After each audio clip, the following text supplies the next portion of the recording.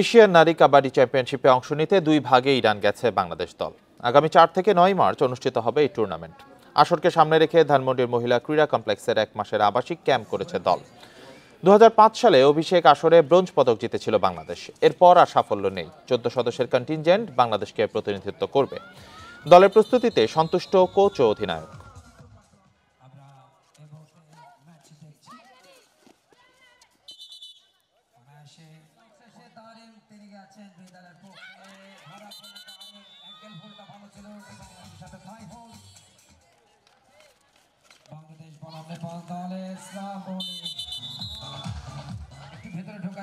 মেয়েরা অনেক চেষ্টা করতেছে, ইনশাল্লাহ আমরাও আশাবাদী যে একটা পদক যদি আমরা দেশকে নিয়ে আসে দিতে পারি। এর আগে যে এশিয়ান গেমস হয়েছে সেখানে ইন্ডিয়া চ্যাম্পিয়ন হয়েছে, ইরান রানার আপ হয়েছে। তো ইরান কিন্তু অনেক টিম, যেহেতু ওরা স্বাগতিক, ওরা তো অবশ্যই গোল্ড নেওয়ার চিন্তা ভাবনা করবে।